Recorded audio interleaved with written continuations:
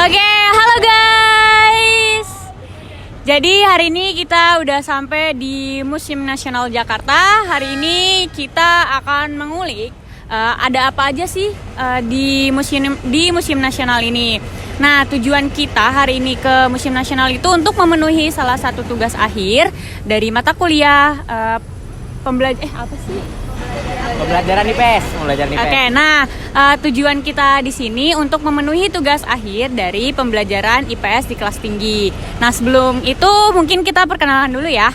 Dari aku, perkenalkan, nama aku Eka Tiara Arianti dengan NIM 2102023. Perkenalkan, nama aku Sabrina Nadila dengan NIM 2202978. Nama aku Norman Alvito dengan NIM 2102449. Nama aku Hilma Nadia dengan NIM 2202548. Nama aku Syirahmaina Hasana dengan NIM 2102494. Nah, selanjutnya Oke, selanjutnya kita akan masuk ke museumnya. Ikuti keseruan kita, guys. Nah, Museum Nasional Indonesia atau yang sering disebut dengan Museum Gajah adalah sebuah museum arkeologi, sejarah, etnografi, dan geografi yang terletak di Jakarta Pusat dan persisnya di Jalan Merdeka Barat nomor 12. Jadi museum ini merupakan museum pertama dan terbesar di Asia Tenggara. Pada masa pemerintahan Inggris pada tahun 1811 sampai 1816, Sir Thomas Stamford Raffles memerintahkan pembangunan gedung baru yang terletak di Jalan Majapahit nomor 3. Gedung ini digunakan sebagai museum dan ruang pertemuan untuk Literary Society. Lokasi gedung ini sekarang menjadi bagian kompleks Sekretariatan Negara. Baik, sekarang kita berada dalam ruang keramik dari salah satu bagian Museum Nasional. Di sini kita bisa melihat salah satu jalur perdagangan kuno atau kita bisa sebut jalur sutra. Pada zaman dahulu, para saudagar dari Timur Tengah, dari Eropa berdagang ke Indonesia melalui jalur darat, dan mereka selain berdagang, berjual beli, mereka juga saling bertukar hadiah. Salah satunya adalah keramik. Bisa kita lihat di sini salah satu contoh keramik, ada seperti bentuknya seperti teko, ada bentuknya seperti ikan. Ini keramik contoh dari Tiongkok. Lalu di sebelah sana ada juga keramik dari Jepang. Bisa kita lihat di sini juga terdapat keramik peninggalan Thailand ataupun pemberian dari kerajaan dari Thailand. Itu berupa ada yang berbentuk burung dan juga ada yang berbentuk mangkok. Di sana terdapat juga berbagai macam peninggalan seperti guci dan teko. Oke teman-teman, sekarang kita ada di galeri tekstil. Yuk kita lihat yuk apa aja sih isi dalam galeri tekstil itu yuk. Oke teman-teman, sekarang kita ada di perhiasan. Perhiasan orang dahulu digunakan sebagai ritual dan spiritual, tetapi setelah perkembangan zaman bisa digunakan sebagai kehidupan sehari-hari. Ya, oke teman-teman, sekarang kita ada di dalam isi ruang galeri tekstil. Di sini aku mau liatin ada tekstil sebagai pesan religi, yaitu ada berupa Pori Situto, Roto, dan juga selendang Olimomo Tuligio, dan ada beberapa banyak lagi. Yuk kita lihat yang sebelah sana yuk. Oke, karena rekamannya hilang ya guys ya. Ini ada beberapa perhiasan, ada juga batik berbagai motif, kalung, gelang yang sangat eksotis, ada juga seperti mahkota dan juga banyak sekali aneka perhiasan masa lalu. Oke, sekarang kita sudah ada di Galeri Senjata-Senjata di Nusantara. Ini bisa kita lihat di sekitar sudah banyak senjata-senjata yang ada dari zaman dahulu. Contohnya di sini ada kujang yang populer di Sunda, sedangkan di Jawa itu disebutnya kudi. Nah, di sini ada tutup pege, selanjutnya di sini ada golok. Kita juga sudah tidak asing lagi ya dengan senjata golok ini. Kemudian ada parang bata, alaman, golok kontang. Nah, di sini banyak sekali pisau-pisau yang modelnya itu seperti golok, tapi namanya itu berbeda-beda. Bisa kita lihat di sini. Seperti golok kontang tadi, ada pedang sudut juga. Selanjutnya ada podang dan ada sikit. Tadi kita sudah menjelaskan tentang golok-golok. Sekarang kita berada di galeri yang terdapat keris. Di sini banyak sekali keris peninggalan dari Kesultanan Surakarta dan Yogyakarta maupun dari kesultanan yang lainnya ataupun kerajaan-kerajaan di Jawa pada masa lampau. Di sini kita bisa lihat berbagai macam keris, berbagai bentuk dan sangat eksotis tentunya. Ternyata keris itu banyak sekali macamnya ya guys ya. Oke, jadi selanjutnya nih kita ada di bagian galeri topeng. Oke, mari kita lihat isinya apa aja. Nah, di sini itu berbagai macam topeng. Ada topeng dan upacara kematian. Di sini ada topeng Batak Karo, topeng Batak Simalungan dan yang lainnya. Nah, selanjutnya itu topeng juga bisa menjadi ritual dalam bercocok tanam. Ini ada berbagai macam topeng. Ada topeng dari Yogyakarta juga. Nah, di sini itu ada topeng barong. Nah, topeng barong ini itu merupakan topeng khas Bali. Ada topeng barong gajah. Selanjutnya ada topeng barong Bangkal. Terus ada miniatur barong dan banyak yang lainnya.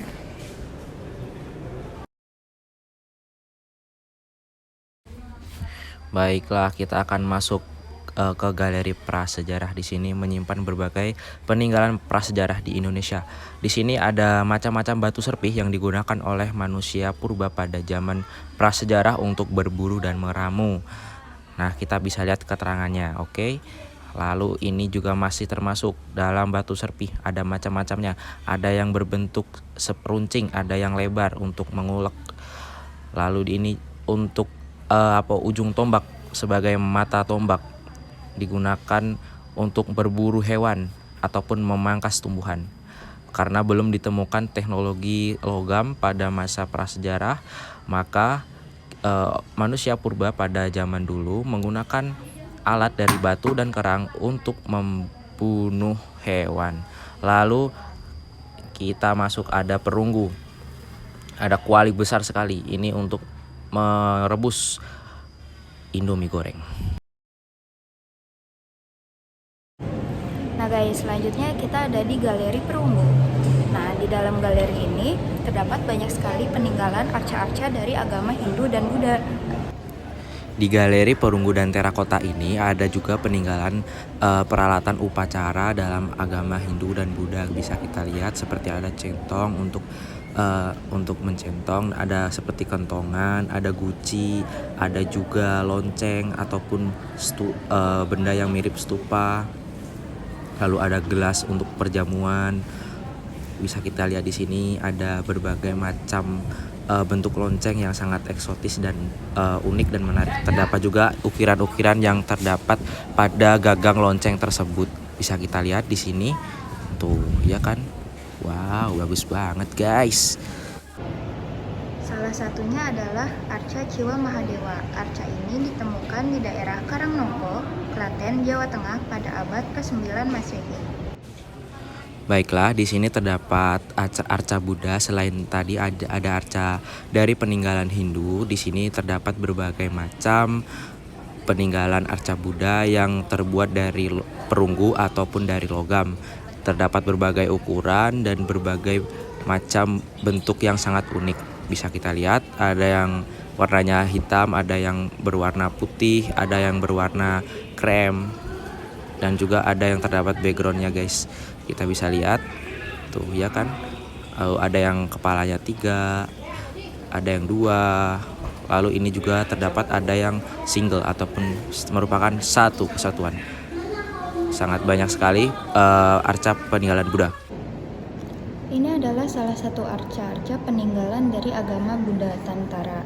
Arca-arca ini ditemukan pada tahun 1913 di dekat reruntuhan Candi Lor, Desa Candirejo, Lonceret, Ngajuk, Jawa Timur.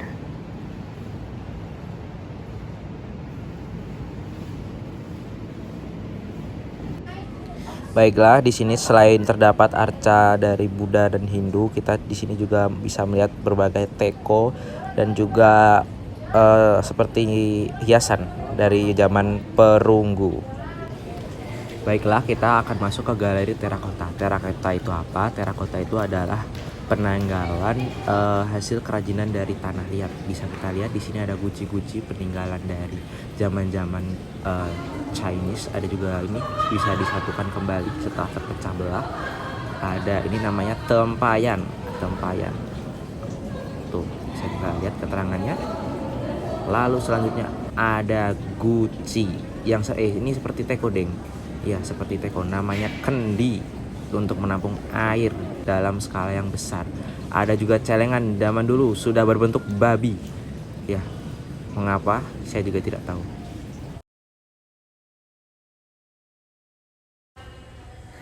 Baiklah, kita sudah berada di galeri wayang kulit yang merupakan salah satu peninggalan dari Indonesia. Yang di sini yang pertama ada wayang kulit Cirebon yang terdapat berbagai macam tokoh di dalamnya yang tidak asing seperti Pandawa dan Kurawa.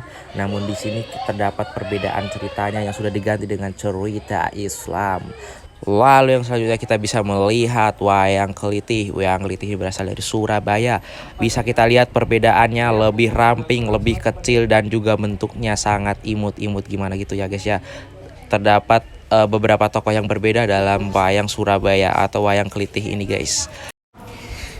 Baiklah, tadi setelah ada wayang kulit Cirebon dan juga wayang kulit kelitih dari Surabaya, kini kita ada juga wayang kulit dari Yogyakarta dan juga Surakarta. Keduanya memiliki keterikatan yang kuat karena dulunya adalah merupakan satu kerajaan. Karena setelah terpecah menjadi dua, maka ada sedikit perbedaan dari bentuk wayang kulitnya. Kalau yang dari Jogja itu sedikit lebih terang, juga berwarna. Kalau untuk yang Surakarta itu warnanya lebih ke putih dan juga coklat. Jadi seperti warna batik yang sering dipakai cewek begitu biasanya kan putih dan coklat dan krem. Tapi untuk yang Yogyakarta itu berwarna dan memiliki motif-motif belang-belang seperti hitam dan juga putih begitu.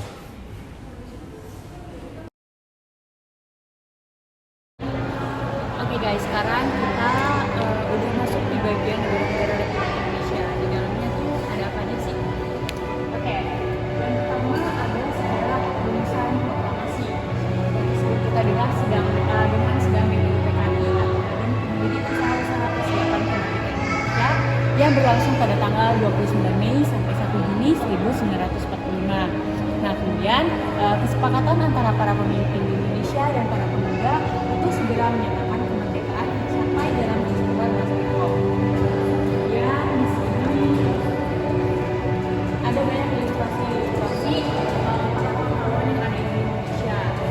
Karena dalam perjalanannya bangsa Indonesia memiliki sejarah yang sangat penting dalam bertahun-tahun yang sangat panjang. Nah, perlawanan terhadap penjajahan itu dimulai dari Aceh hingga Papua.